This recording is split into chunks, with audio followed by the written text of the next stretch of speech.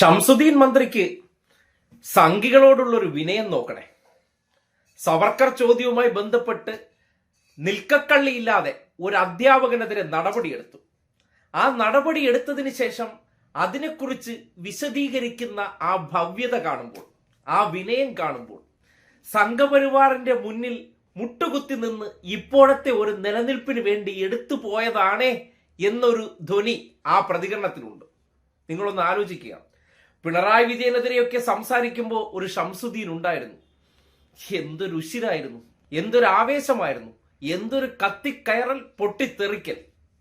പക്ഷെ ഇപ്പോ വാക്കുകളുടെ മിതത്വം, ശബ്ദത്തിന്റെ ക്രമീകരണം, ഒരംശം പോലും ഒച്ച ഉയർത്തിയോ പരുഷമായോ ഒരു വാക്കു പറയാതെ കരുതലോടെ മറുപടി പറഞ്ഞിട്ട് ഇനി അതിൽ ഉത്തരമില്ലത്രേ. നിങ്ങൾ എന്തിനാണ് ആവശ്യമില്ലാത്ത ചോദ്യങ്ങളൊക്കെ ഇങ്ങനെ ചോദിച്ചുകൊണ്ടിരിക്കുന്നത്?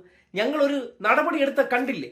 എങ്ങനെ വിദ്യാഭ്യാസ വകുപ്പ് ലീഗ് മന്ത്രിയായിട്ടുള്ള ഷംസുദ്ദീൻ ഭരിക്കുമ്പോൾ വി.ഡി. സവർക്കർ കേരളത്തിലെ സ്വാതന്ത്ര്യ സമര സേനാനിയായിട്ട് 4ാം ക്ലാസ് വരെയുള്ള കുട്ടികളുടെ മനസ്സിലേക്ക് നിറച്ചിട്ട് ആ വിഷയത്തിൽ ഒരു ഉദ്യോഗസ്ഥൻ വീഴ്ച വരുത്തിയെങ്കിൽ അതിനോടുള്ള പ്രതികരണവും ഇനി ആരെങ്കിലും ചെയ്താൽ എന്തായിരിക്കും സമീപനം എന്നതിനെ സംബന്ധിച്ച് ഈ മന്ത്രിയുടെ ഈ പ്രതികരണം കേട്ടിട്ട് അന്തസ്സുള്ള ലീഗന്മാർ ആരെങ്കിലും ഉണ്ടെങ്കിൽ ഇതിൽ എവിടെയെങ്കിലും ഒരു താക്കീതിന്റെ സ്വരമുണ്ടോ എന്നൊന്ന് പരിശോധിച്ച് പറഞ്ഞു തരണേ. അല്ല, വിദ്യാഭ്യാസ വകുപ്പിൽ ഇതുപോലുള്ള പല പാഠ്യേതര പ്രവർത്തനങ്ങളുണ്ട്. അതിന് അംഗീകൃതമായ ഒരു കലണ്ടറുണ്ട്, അംഗീകരിച്ച പ്രവർത്തികളുണ്ട്, കലണ്ടറുണ്ട്. ഈ പറഞ്ഞ ക്വിസ് കോമ്പറ്റീഷൻ ഇതിലൊന്നും പെടുന്നതല്ല.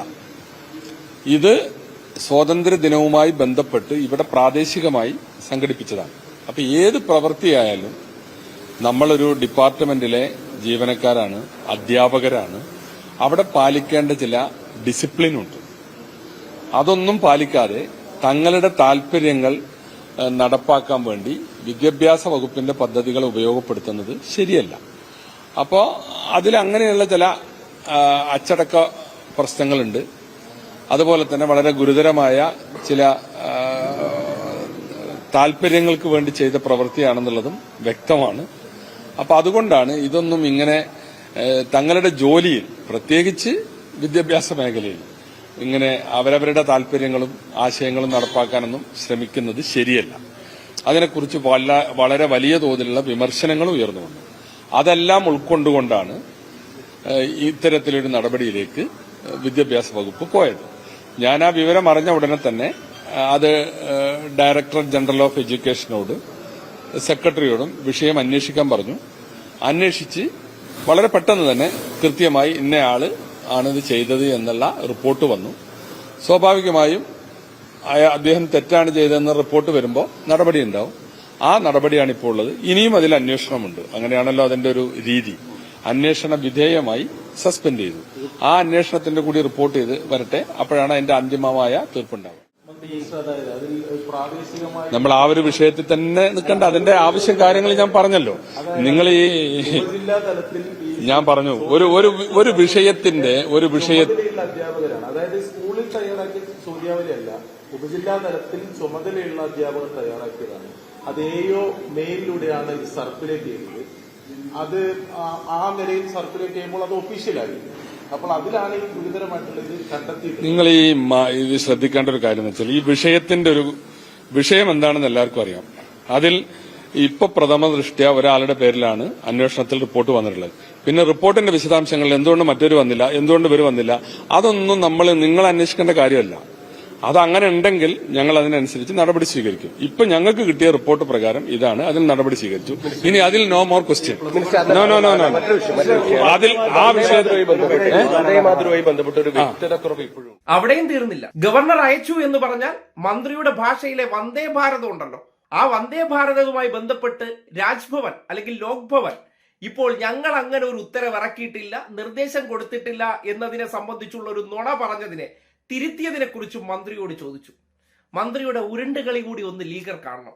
ഇങ്ങനെയാണോ നിങ്ങൾ സ്വപ്നം കണ്ടിരുന്ന RSSനെതിരെ പോരാടുന്ന ലീഗിന്റെ പോരാളി മന്ത്രിമാരെന്ന ചോദ്യവും നിങ്ങളുടെ മുന്നിലേക്ക് വിനയപൂർവ്വം അവതരിപ്പിക്കുകയാണ്. ഒരു വ്യക്തതക്കുറവ് ഇപ്പോഴും ഉണ്ട്. പറയുന്നത് ഇല്ല, അല്ല എന്ന് പറയുന്നു. അവിടുന്ന് തന്നു എന്ന് പറയുന്നു. പക്ഷെ അത് മുഴുവൻ ആലപിക്കുമോ? അക്കാര്യത്തിൽ ഒരു വ്യക്തതക്കുറവ് ഇപ്പോഴും ഉണ്ട്. അല്ല, അതൊക്കെ ബന്ധപ്പെട്ടവർ അത് വ്യക്തമാക്കിയിട്ടുണ്ട്. ഈ നമ്മുടെ നാട്ടിൽ വന്ദേ മാതരം ഗാനം ആലപിക്കുന്നതുമായി ബന്ധപ്പെട്ട് ഇപ്പോൾ ഒരു നിയമം പാസാക്കിയിട്ടുണ്ട്. അതുപോലെ തന്നെ കേന്ദ്രത്തിൽ നിന്ന് വന്ന സർക്കുലറുകളാണ് സത്യപ്രതിജ്ഞാ സമയത്ത് ലോക്ഭവൻ എടുത്ത ചില നിലപാടുകളുണ്ട്. അതൊക്കെ ചർച്ച ചെയ്യപ്പെട്ടതാണ്. അപ്പൊ അതൊന്നും നമ്മൾ വീണ്ടും ആവർത്തിച്ച് ആ കാര്യങ്ങൾ പറയേണ്ടതില്ല. ഇന്നലെ ബഹുമാനപ്പെട്ട മുഖ്യമന്ത്രി അത് വ്യക്തമാക്കിയിട്ടുണ്ടല്ലോ. നമ്മൾ ഈ കാര്യത്തിൽ സ്റ്റേറ്റിന്റെ നിലപാട് എന്താണെന്ന്. പിന്നെ ഓരോ മന്ത്രിമാരും അതിലെ നിലപാട് വീണ്ടും വീണ്ടും ആവർത്തിച്ച് പറയേണ്ടതില്ല. മുഖ്യമന്ത്രി പറഞ്ഞാൽ അതാണ് ഗവൺമെന്റിന്റെ നിലപാട്.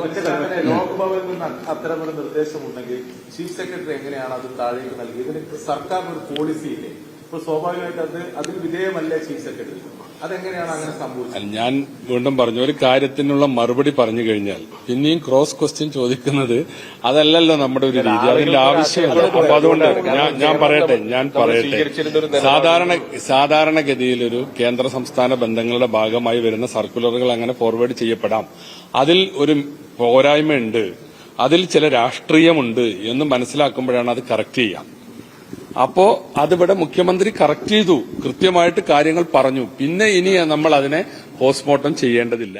ഹാവ്, ഇതൊക്കെ കണ്ടിട്ട് ഞമ്മന്റെ മന്ത്രിമാര് കണ്ട സംഘികളെ പ്രതിരോധിക്കണ കണ്ട പിണറായി വിജയ കണ്ടു പഠിക്ക്. ഇങ്ങനെയാണ് എന്ത് ചെയ്യേണ്ടത്.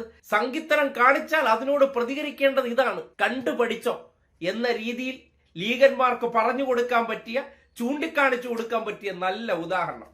എന്തായാലും സംഘപരിവാറിന് മുന്നിൽ മുട്ടിലിഴയുന്ന ലീഗ് മന്ത്രിമാരെന്ന് പറഞ്ഞാൽ ഇന്നലകളിൽ എന്തൊരു ബിൽഡപ്പായിരുന്നു. അതൊക്കെ ആലോചിക്കുമ്പോഴാണ് പിണറായി വിജയൻ ചെയ്യുന്നതല്ല. കാര്യം അദ്ദേഹം 10 വർഷം ഭരിക്കുന്ന സന്ദർഭത്തിൽ ഇവിടെ ഇങ്ങനെ ഒരു ചോദ്യപേപ്പറെ വന്നിട്ടില്ല.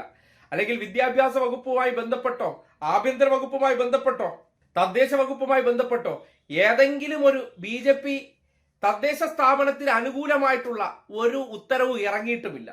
പക്ഷേ കഴിഞ്ഞ 2 മാസത്തിനിടയിൽ കേരളത്തിൽ സംഘപരിവാറുകാർ ഭരിക്കുന്നത് കണ്ടിട്ട് അതിന് ഗ്യാലറിയിലിരുന്ന് കളി കാണുന്ന ലീഗ് മന്ത്രിമാരെ പോലെയാണ് ഇപ്പോഴത്തെ അവസ്ഥ. ഒന്നും മിണ്ടാനും വയ്യ, ഒന്നും ചോദിക്കാനും വയ്യാത്ത അടിമകളുടെ അവസ്ഥ എന്ന് വേണം പറയാൻ. അതിന് ഏറ്റവും വലിയ തെളിവാണ് നിസ്സഹായ അവസ്ഥയോടുകൂടി ഞങ്ങളൊരു നടപടി എടുത്തു എന്ന് ഒരു വാക്കുകൊണ്ട് പോലും സംഘപരിവാറിന് പോറലേൽക്കാതെയുള്ള മന്ത്രിയുടെ മറുപടി. ഇത്രയും കണ്ടിട്ടും മനസ്സിലാകാത്ത ലീഗന്മാരുണ്ടെങ്കിൽ അവരെ എല്ലാം മൂരികൾ എന്നല്ലാതെ മറ്റൊന്നും വിളിക്കാൻ കഴിയില്ല.